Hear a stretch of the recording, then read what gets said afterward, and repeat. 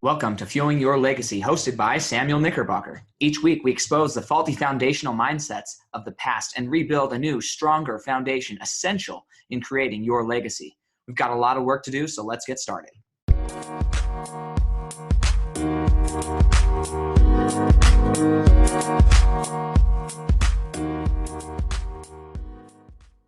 Welcome back to Fuel Your Legacy. Today we have the most incredible guest on. His name is Rodney Allgood. He is the author, the creator of Mindshift, high impact training, helping high achieving entrepreneurs break through ceilings, limiting beliefs, and comfort zones so that they can soar to their greatest heights. Our guest today will help you expand your focus in business from just the bottom line to leaving a lasting legacy. That's really what this is all about. So with over 3 decades of personal experience as an entrepreneur and industry leader, he's amassed an arsenal of wisdom on stages from all over the game and all over the world. I mean, he's been everywhere. He's just an incredible speaker. He's a poet, which hopefully we'll get him to do a little bit of that here for us, but he's just incredible. He speaks, he's got an awesome mission, awesome story, an awesome why, and I'm super excited to have him on here. This week we've talked about really how to reprogram our mind, how to really accomplish what we want in our life. And on Wednesday we talked about The Alchemist, did a book review on that, and so we're going to shed a little bit of light on that, as well as just learn a ton from Rodney. We're going to squeeze it all in just a few minutes here, but if you are curious about where to find him, Rodney, where's the best place to find you on social media or get access to more of you? Rodney Allgood, just like it sounds, it's all good. I'm just a couple of us on Facebook, a little unusual name. So Rodney Allgood. Rodney Allgood, motivational speaker, is another site of mine. My website is rodneyallgood.com and rodneyallgood.org. One is a more corporate adult site, not adult site. I was going to say, whoa, what does that mean? More for a corporate audience, and another is more for my youth speaking that I do, because I do both, corporate and youth speaking. So. Sure. Yeah. Honestly, I don't generally ask my guests to say that up front, but for Rodney, he's an incredible person. I love where he's come from in his life and what he's been able to achieve. I got to spend the weekend, it was about 3 days with him up here in Heber City, Utah, and got to know each other pretty well and a little bit of each other's history. And I just knew that I wanted to bring him to you guys so you could share, hopefully grow yourselves, but also be able to share his mission and his vision with the world, because it's extremely impactful. So go ahead, Rodney, if you don't mind, give us a little intro, a little background as far as how you grew up, and what changed, what made you become who you are today. Well, I grew up in Hawaii, actually. My dad went there in the military in the 60s and never left. So that gave me an interesting, different perspective in life. Hawaii being such a huge melting pot of people. I was kind of blessed to grow up there and spend most of my life there. I live in Las Vegas today. But, I grew up as a Jehovah's Witness. And, it kind of led me to not always live the most authentic life.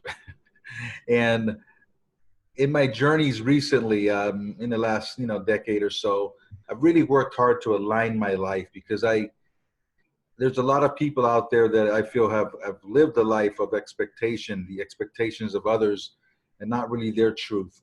And, just looking back at my life, I've been trying to use my path to help others. I used to separate it. I used to separate my story from my speaking. I love just inspiring people and doing all that good stuff, but I would separate it from my story. And at some point I looked back and I said, my life has a lot of juice to it. And I think everyone's life has a lot of juice to it. Everyone's life, if you get to the other side of wherever you've come from, there's a lot that people can learn. And that's what I've been trying to do as of late, is to really, really utilize all aspects of my life to inspire others. So, that's kind of my history of just someone that was always aware that there was something more in myself and never feeling like I quite hit it for a large part of my life. And I think a lot of people feel like that. So that's what it kind of inspires me to do what I do today. You know, an acorn, some acorns know that they're oak trees, right? Plant Uh-huh. me, water me, spread manure on me, maybe go through all that uncomfortable stuff to become that oak tree I'm supposed to be. That's awesome. And do you feel like that was partially, as far as the suppressing, or at least the encourage, was there encouragement to live a double life, or what is specifically about your childhood, or sounds like that's somewhat connected to the religion you were brought up in? What specifically about that had you living a double life? Was it Um, unacceptable, or what? yeah, I mean, sometimes for a lot of people, you're you just soak up what you were raised to believe, and it's not. Sometimes it's out of alignment with who you really are. You know, a religion like that. And again, not to disrespect anyone's belief, but sometimes it may suppress you or keep you back from growing into who you feel you are. Who you are might not match that belief system, and it's got to come out somewhere. So you find ways to be authentic somewhere other than home, right? So you go other places, you make other friends.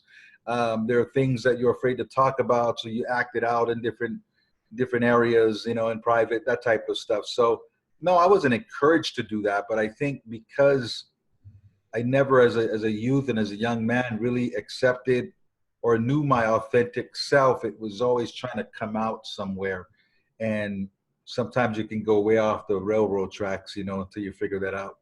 Sure. I just think there's a lot of people who are in that situation, young and old, people who are well into their past their 40s, 50s, they're still living this inauthentic life, and they don't really know how to bridge that gap, how to maybe let the people around them know, hey, this isn't really who I am anymore. And I think you've hit it right on the head. The danger of that is that you may overcorrect when it finally gets an outlet. You're going way farther than, and even in that expression of your authentic self, it's inauthentic because you don't really want to do all of that. It's just like you've been starved to do anything, and so then you go and act out in a way that isn't really in alignment with your authentic self either.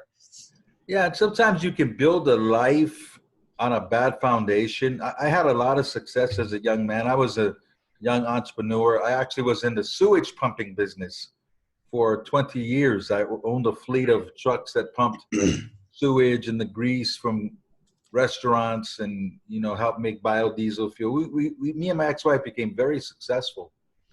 And one of the things is that happens is when you live in an inauthentic way, it's awful to build the American dream on the outside and be so unfulfilled in the inside. You know, how do you undo that? I had a wife, I had a kid, I had, you know, thriving business, all these employees, and a lot of the employees was of that religion, right? And that's a religion that will shun you if you leave. How do you undo this? I mean, I just kept being more and more successful. And at some point, I think I was probably about 30, in my early 30s, where I'm like, this is a complete lie. My life is built on a complete lie. And I've worked so hard. How do I make this right? How do I undo this? You know, my marriage didn't feel right. My business didn't feel right, but I was successful and I was looked up to. And we can get caught up in that sometimes. We get caught up in the other people's perception of us. And while inside we're dying, you know, at some point I just kind of pulled the plug on it all, started all over again. And, you know, here I am with an absolutely different life today. Yeah, for sure. So at what point, I mean, it sounds like somewhere in your 30s, but that might have been like the realization that it wasn't right. But at what point did you realize, okay, it's actually, I have, like, when did you recognize this is my purpose, not just my authentic self, but this is my purpose. And because I know my purpose, I'm going to go create a legacy out of what I know my purpose to be. Yeah, I think people who know their purpose are really, really, really blessed. Not everybody knows that. In the work that I do, that's probably the number one question that people ask me. Why am I here? What's my purpose? How do I find my purpose? So I think some of us are just fortunate that we know what it is. Um, you know what kind of woke me up to it is when my son was young, two things woke me up to my purpose. When my son was young, I coached his basketball teams. And I always knew what to do with the players. I coached 9 seasons and I had 7 undefeated seasons. And I don't pick my kids. I get different kids every year. And we had 7 undefeated seasons. And I found that I had a talent for having these kids understand things.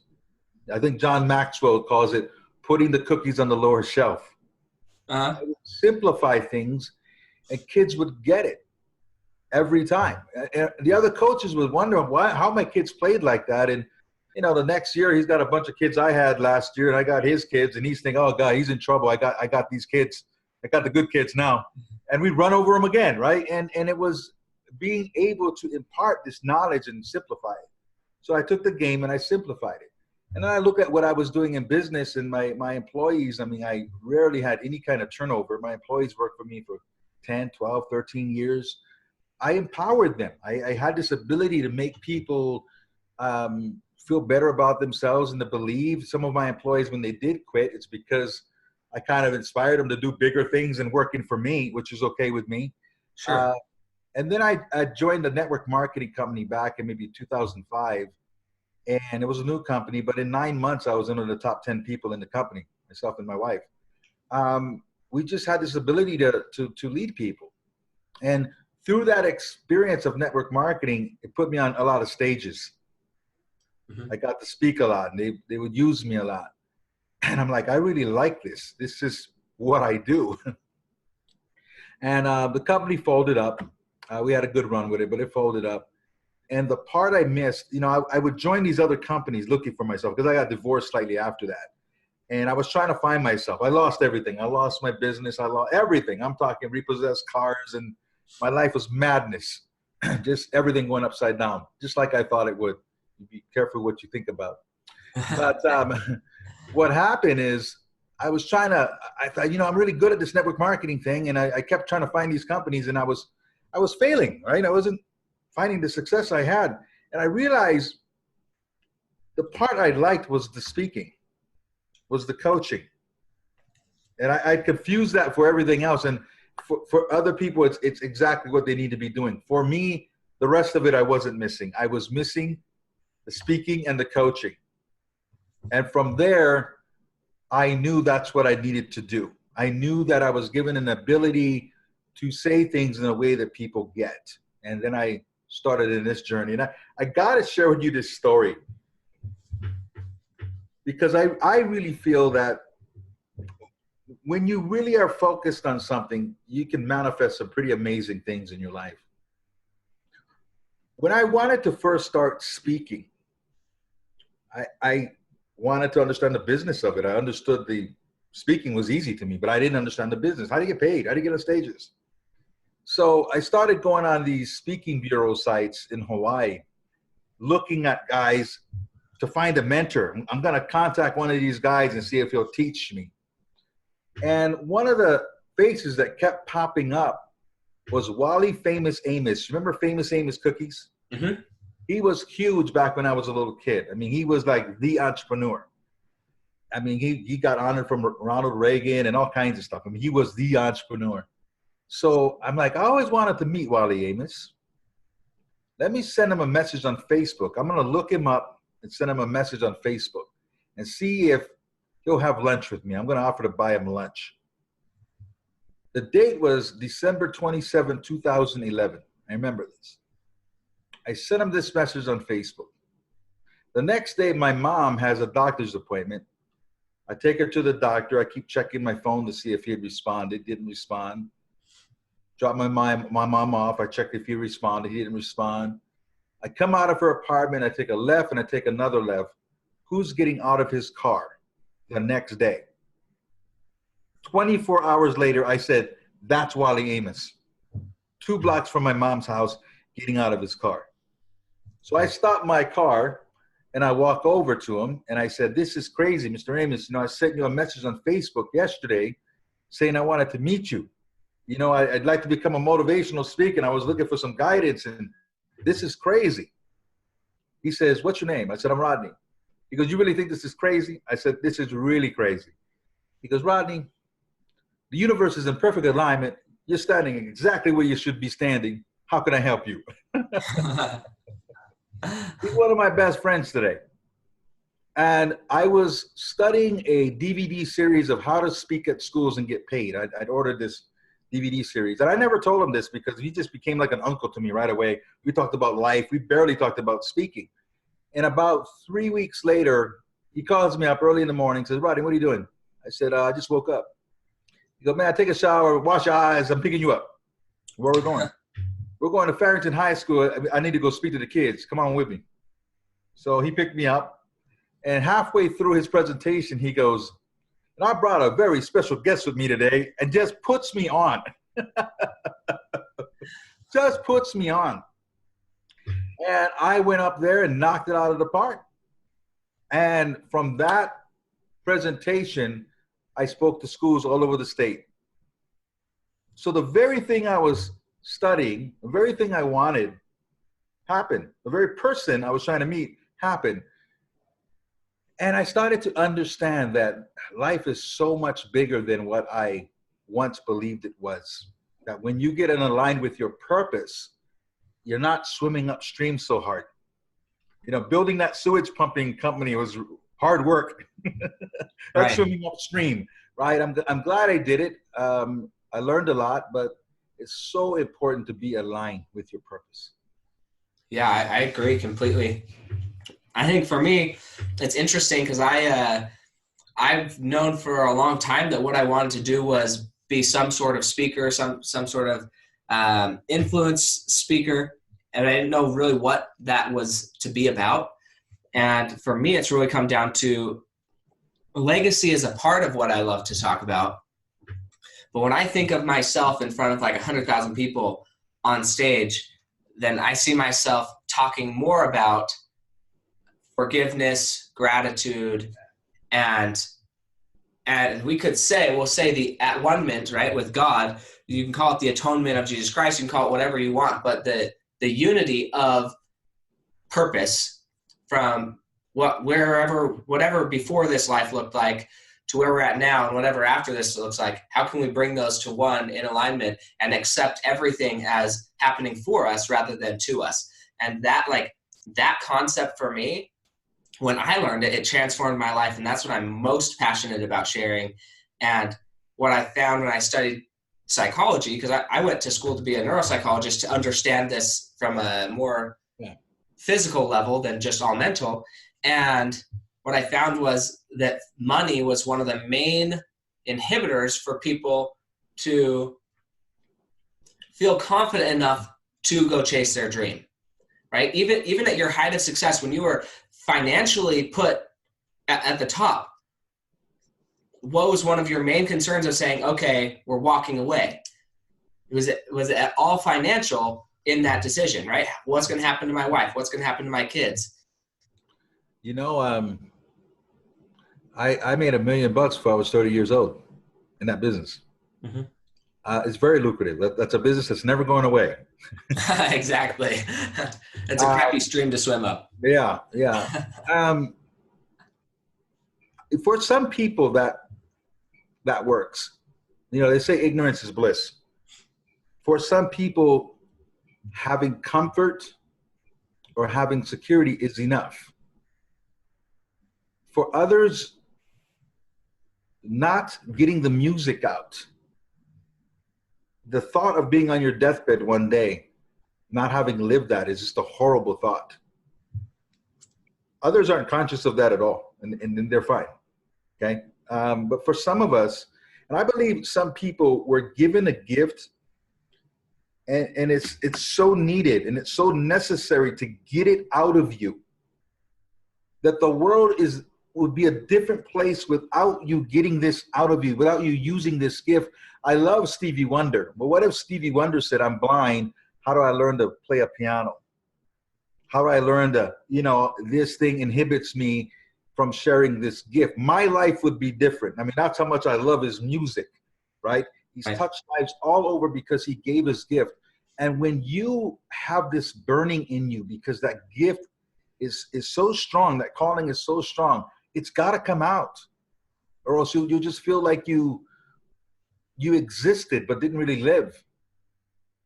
And I don't think everybody's in tune with that. Some of us are, some of us aren't. Yeah, no, I completely agree. And that's what I hope. I mean, if you're listening to this, I would go back and listen to the last, definitely the last minute, but probably the last 2 or 3 minutes.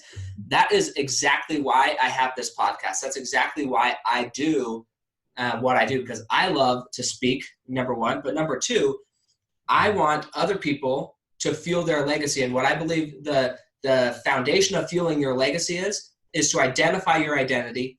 That's the first step. You have to identify if we took about all of the financial concerns, if we took everything, stripped everything from you, what would you choose to do in this moment? Who would you choose to be if nobody's opinion mattered, if you could do whatever you wanted and finances wasn't a concern? Who would you choose to be? What do you want to be remembered at in 7 generations from now? Like, what is your identity? And then two, how can you create that in the future? And then how can you share it? How can you become evangelical about it? And it doesn't matter what it is, right? If you go on YouTube right now, there's people who are passionate about playing with little toys. They're passionate about eating food, whatever. And they get paid millions of dollars to do whatever they're passionate about. There's literally nothing that you cannot succeed at, in my mind. The question is, are you confident enough to chase your identity and actually fulfill your identity? Because I, like yourself, believe that God sent everybody here with a purpose, with that identity, to add an additional spice, an additional flavor to this life. And if we choose not to express our flavor, choose not to express our spice to others, then everybody else is living a more bland experience by not fully knowing me or you or whoever's listening to this. So it's, in my opinion, out of great love for others, it's my duty to fully express myself. Yeah. And authenticity is a big part of that. You know, I used to want to separate. I didn't talk about my past before. As a speaker, I never mentioned what I mentioned earlier about growing up the way I did in that religion. I didn't mention that.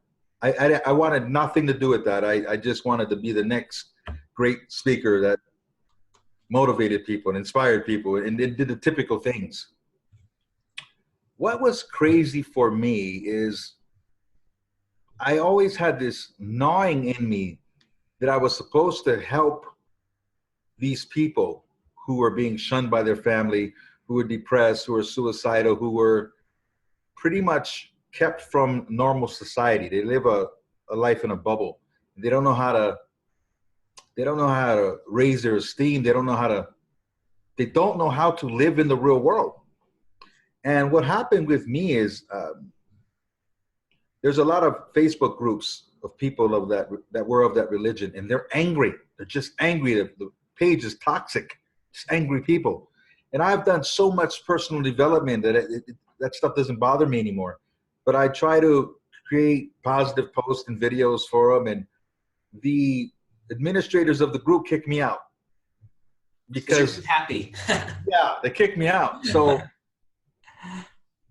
it took everything within me to say, you know what, start your own group, because I didn't want to talk about this stuff. I didn't want you to Google my name and this stuff come up. But something was calling in me saying, you're the guy to do this. Tony Robbins couldn't help them like I can, because I lived it. Sure. Yep. That group just exploded. We're on the verge of like 5,000 members right now, all over the world. I create online courses for them. We're doing a summit in Los Angeles in late August. It's amazing. The people I've been able to touch, the people who write me and say, your course changed my life. Your course saved my marriage. Your course kept me from killing myself. I have so many testimonials like that. And what I realized in this process is that everyone's life has value.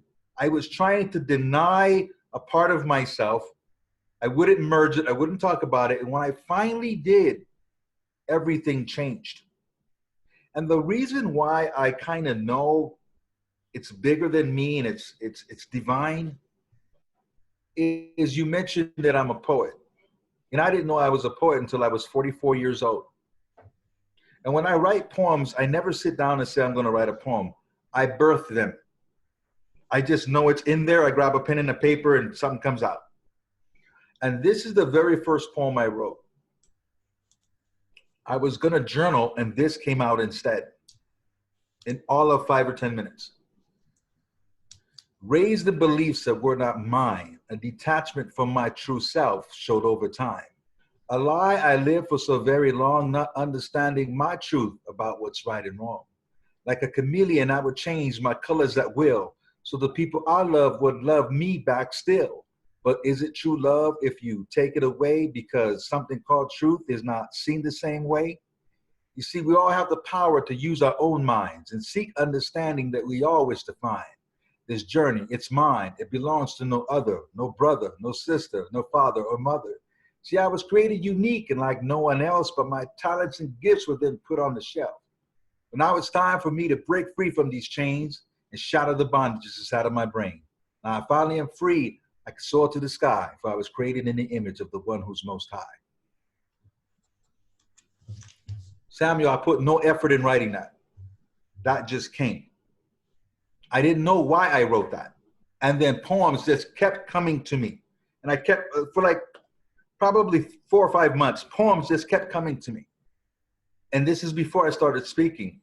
And I remember asking my friend Nikki, I said, why am I writing these poems? It's crazy. I don't know what they're for. And then I became a speaker, and I know exactly what they're for, because I got a poem for anything I'm talking about. I got a poem for it. Right. No, that's so, it's just so cool to see when people find their gift, and sometimes I think this is what I'm observing, right? And you can tell me if I'm off base or on base, but what I'm observing, because I've seen this pattern happen in my own life. I've seen it happen in a lot of other people's lives, but there's a definite period of time that is preparation. Yes. And preparation can be all sorts of things. Preparation can be positive, it can be negative, and yeah. There's preparation, and then there's that schooling period that you are just doing things, you don't even know why you're doing them, but then it comes to fruition and like, oh, everything makes sense now, and the penny drops and clarity, and what is important is that you trust the process. Because for myself, I was very similar to you. I didn't talk about my childhood, the abuse, the neglect, the just straight fear, the poverty. I never talked about it, especially not in public, because for myself, and I don't know how you feel, but for myself, I didn't want to be talking bad, right, quote unquote bad, about my past, about the people I still loved, even though they didn't love me or I didn't think they loved me. I didn't want to put them down. I didn't want to make them look bad. But the reality is, it actually, once you gain that perspective and you can talk about it objectively, then it actually, in my opinion, it actually expresses more love to them to show that you've learned from that experience, that you've gained from that experience, and you've reached a point, although it wasn't pleasant, the experience, you're grateful for that experience.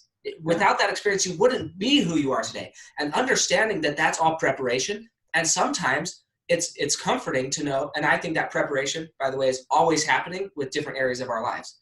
So I'm still in a preparation phase for something greater. I don't know what it is. Even though I've recognized some of those gifts, there's still stuff happening in my life that's preparation for the next big task at hand. I call that, sometimes you get the puzzle pieces and you don't quite know what to do with the puzzle piece yet. You don't know what you're building yet, because to build a puzzle, you need the box with the picture on it. And sometimes you get the box later. I get, well, oh, that's a castle. I get it. Well, that's whatever it is, right? You get the box, and there's so many things that I thought I was failing at when I first started that piece just wasn't in play yet. It's a necessary piece. It's going to come back around, right? All these things I thought I was failing at. Like now, I'll build a website really quick. I got decent at building websites. And my friends would go, wow, where did you learn to build websites? Well, I built about 30 horrible ones first, right. But I didn't know what I was doing. Or there's a million things that I could think of, like editing video. I made all these horrible videos, and I edit video decently now. And things come to me, and I'm like, can you do a video? Yeah, I can do that. I know how to do it already. Yeah, I got that. I know how to do it already. So all those failures, all those things, like when I used to first do seminars, I'd have 20 friends saying, yeah, I'm coming to your seminar, and 2 would show up. And I'd have to do 3 hours for 2 people, and over and over and over again. And at the time, it feels like you're dreadfully failing, but it really prepares you. Well, I've got this seminar going on in LA that's going to sell out really quick. Why can I do that? Because I did all the wrong stuff. And even though it sucked while I was doing it, I'm so glad I did, because number one, I got the resolve. It lets you handle failure. Failing helps you get used to it. Failure helps you. Your bottom is, you could take a lot more, put it that way. You don't quit. I think wherever you check out, you just kind of set your gauge, and you'll check out there all the time. In a marriage or a relationship, if you check out and you don't put your 100% into it, you check out just because you're, every relationship, that's where you'll check out, that level of frustration. Yep. I absolutely agree. I see it happen over and over and over. I work in finance. I help a lot of clients, and I see that happening over and over and over. And it's interesting because I'm so grateful, again, so grateful that I went through neuropsychology, because I didn't know I was going to be using it as much as I do. But it's interesting. When I sit and look at somebody's finances and the way they manage their money and how they react to the conversation, I can nearly pinpoint the age at which stuff happened to them in their life, and what types of experiences those were. And by asking a few questions, I can take them from the numbers of it back to the emotional resolve, help them apply that, shift the principle, the reprogramming, because I'm excited to get into what you talked about in reprogramming, but this is what I do. I ask them, hey, when was the first time you felt that way? Okay, you don't like tracking your budget. Why? Oh, because I'm embarrassed. I'm embarrassed to look at. Okay, when was the first time you were embarrassed to report something to somebody, right? And that almost always takes them back to somewhere between the ages of 2 and 5 years old. Right. The first time they were embarrassed to report something, and they chose not to. They chose to lie about it. They chose to ignore it. And then I say, okay, well, why? Well, because my parents I didn't know how they were going to react. They were abusive. I was scared of sexual abuse, physical abuse, verbal abuse. Wow.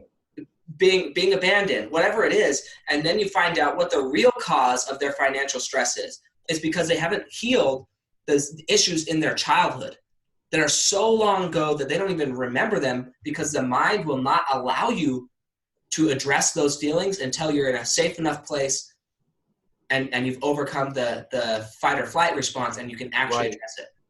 So, anyways, it's crazy. It's amazing too.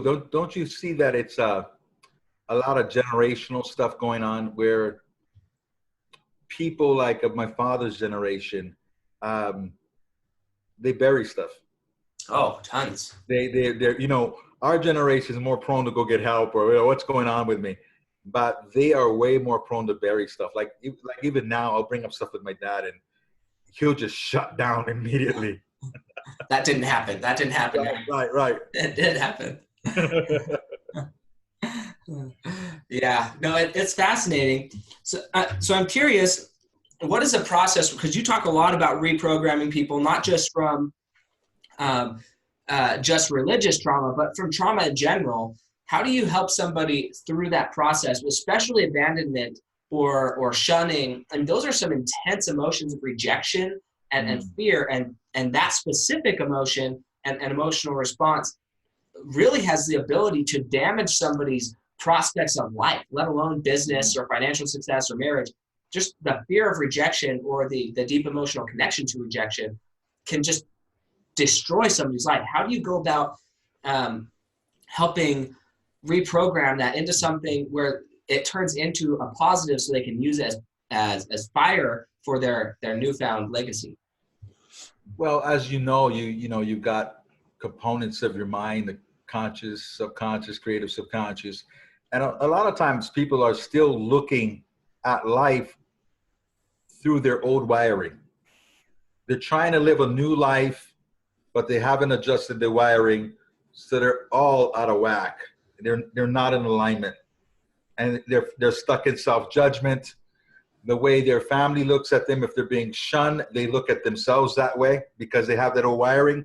They're still looking at life through that paradigm. So whether they admit it or not, they're putting themselves down all the time. They're judging themselves all the time. What I teach people is sometimes you have to look at life like a book, okay? My life today is absolutely 100% different than it was 10 years ago. I don't have the same friends. I don't live in the same place. I don't do the same business. It's absolutely different. And one frustration that people have is when you don't write a new book. This is a new book. There's different characters in this book. There's a different plot to this book. Rocky and Rambo had nothing to do with each other except Stallone was the actor in both movies, right? Apollo Creed didn't pop up in Rambo, right? So what I teach people is at some point, write the end to that old story, write the end. It's not that you don't love these people. It's not that, but when you are trying to reconcile, say if every chapter was like a year of your life, okay, and you're on like year 43, so 43 chapters in this book. When your life has changed dramatically, you're trying to reconcile chapter 43 with chapter 28. It just doesn't make sense. It's like this book just went, whoa, where'd this book go? It's not, this book is crazy. Where did all these people go? What are we talking about? Did I miss something? Did you tear out some chapters? How did we get here? And you're trying to reconcile and make this book make sense with your former life, and you can't. When you make a big shift in a way that I don't have resentment over that, because I've probably talked to my mom in the last 5 years 3 times. Wow. I have a brother I've talked to once in 8 years. My family, I mean, they've been to Vegas. They've been here. I found out somebody was here, and they don't call. You know, at my son's wedding, my brother goes, yeah, I was in Vegas. I was staying at the South Point Hotel. At the time, I was living, dude, I'm like 6 minutes away from there. Didn't call me, right? The way I reconcile that is they're all in the old book. And when I was there, it was all good. When I was there, this all made sense. When I was there, when I was in that part of my life, these things were important. If you write yourself out of my book, you don't have a part in this new book. And it's okay. And I'm not mad at you because that old book was fun when I was there. Like high school was fun when you were in high school. Amen. You cannot define your life by high school for the rest of your life. It was when you were in high school, you did high school things. When I was in this season of my life, when I owned a sewage pumping company, I had friends that owned trucking companies. I had a bunch of Jehovah's Witness friends. That's where I was then. This is another book. Rodney, the motivational speaker, the coach, the person that I'm a different cat, right? There's a few people who have roles in this book, but mostly not. And it's okay. And if we stop trying to force things to be what we want them to be, the way I deal with some of that stuff is instead of looking at them as shunning me or, you know, the loss of friends or whatever, I look at me as outgrowing them. Mm-hmm. I wouldn't hang out with y'all anyway. Because, you know, they say small minds talk about people, average minds talk about events, and big minds talk about dreams, philosophies, and ideas. Well, I'm over here all the time.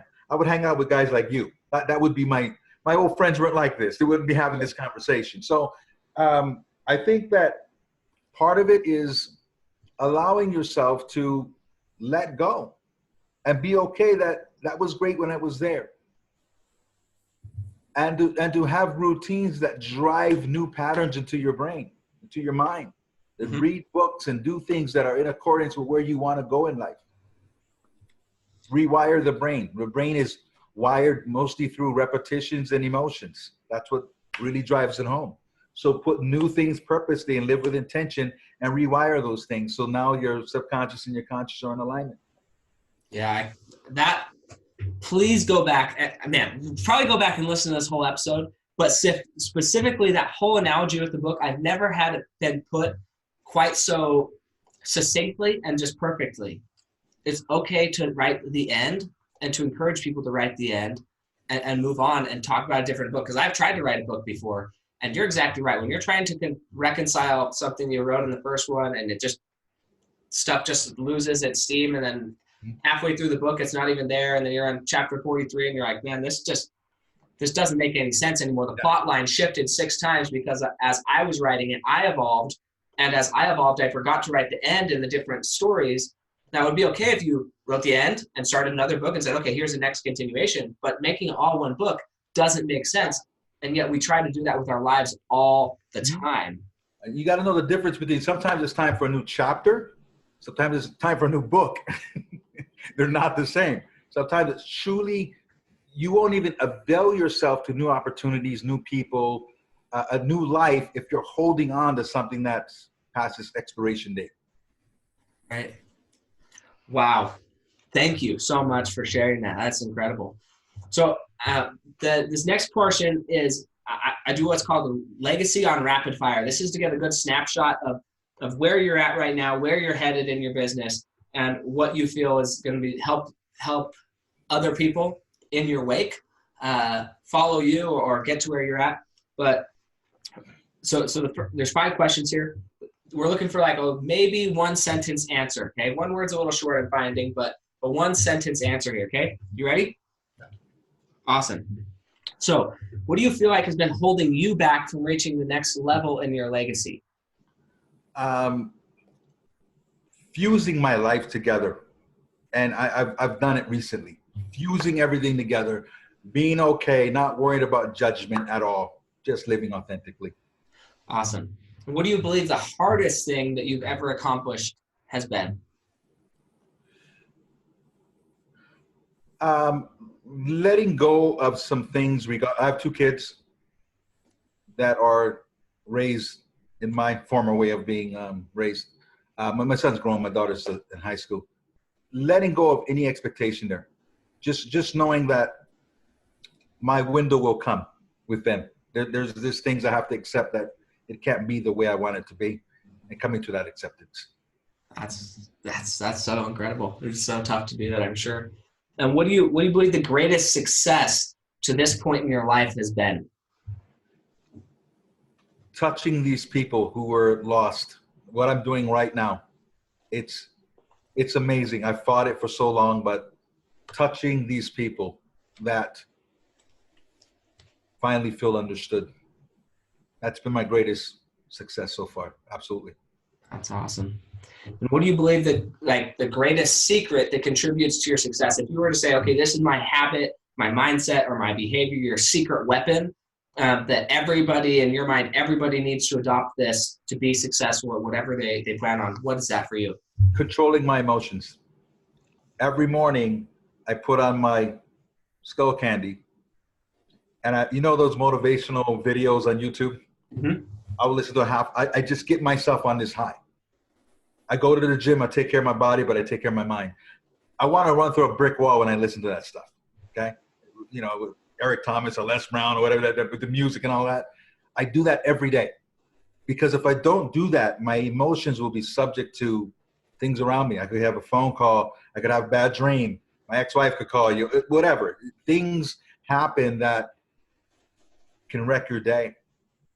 Controlling my emotions and putting them on high is invaluable. And doing things intentionally to do that, invaluable. Awesome.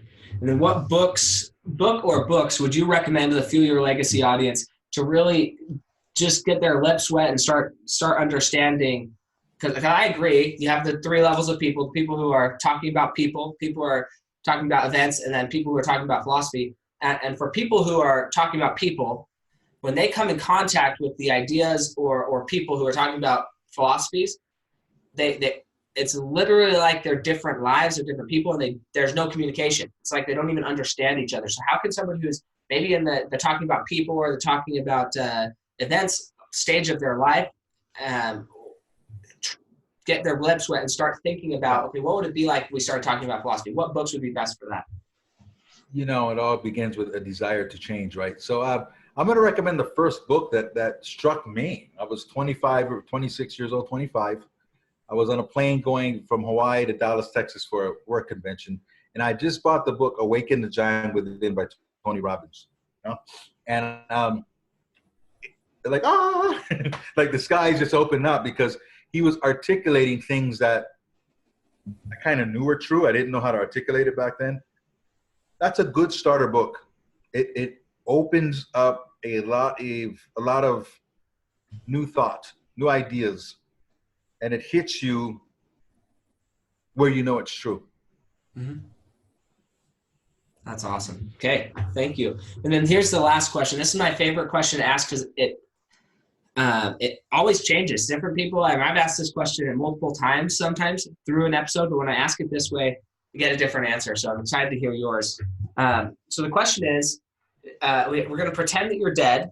Okay, you've died, and now we're talking 6 generations. So your great, great, great, great, great grandchildren are sitting around a table talking about Rodney Allgood and his legacy, the legacy he left. What do you want them to be saying? What do you want your legacy to be 6 generations from now? Number one, I would hope there's some semblance of it, some leftover to it. I want to be remembered as someone who touched and changed lives in various ways. One of the goals I have is to use whatever success I'm having today to build water wells in Africa. That's one thing I want to do with my kids, big plan of mine, to have something that lasts generations, beyond me. But just simply that, he came and he made a difference. He came in and people's lives are different because, I was here, that the world was a better place because I was here, that, something I said carries down from generation to generation. Great-great-great-grandpa used to say this, or they said that great-great-grandpa did this, or whatever it is, or something carries on that came from me in the generations that come. That's important to me.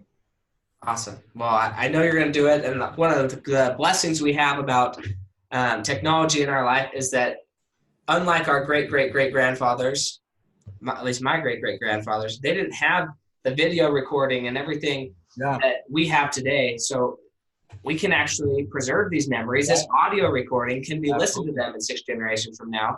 And they're going to be able to say, wow, it's still there. He's still this is true. And that's something I think a lot of people overlook. They don't realize how much of their life is still going to be here in 6 generations from now. It's crazy when I get a message from a YouTube video I made 3 years ago. Oh my God, that changed my life. Oh my God. And I don't even remember what the video was even about, but something you said touched someone, and that's going to go on and on.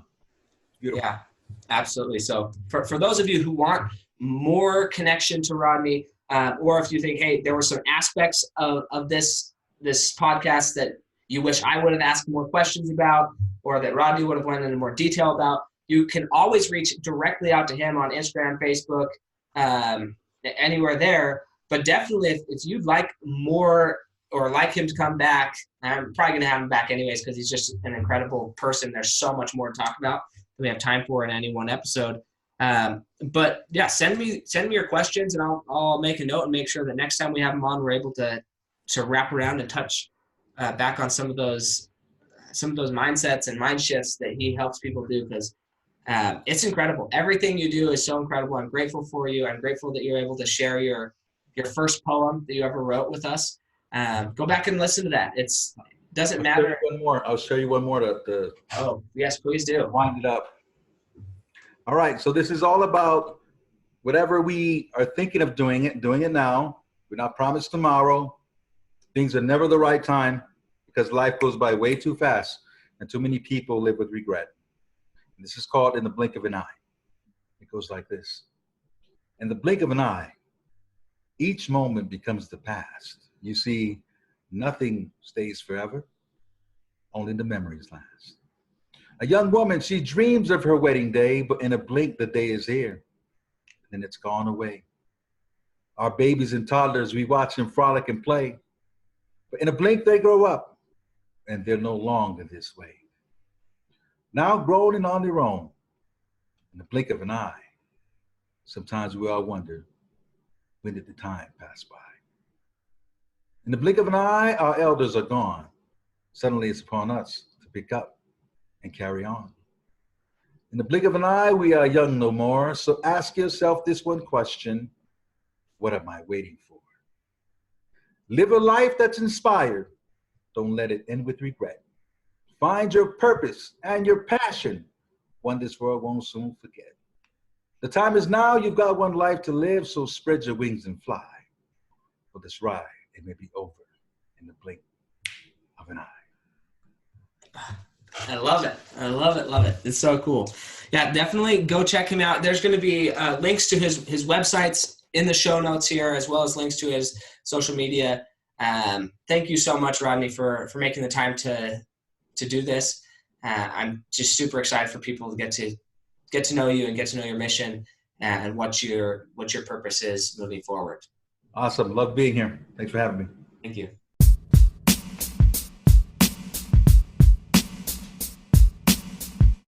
Thanks for joining us today. If what you heard resonated with you, please like, comment, and share on social media. Tag me so I can give you a shout out on the next episode. And thanks to all those who have left a review. It helps spread the message of what it really takes to build a legacy that lasts. Catch you next time on Fueling Your Legacy.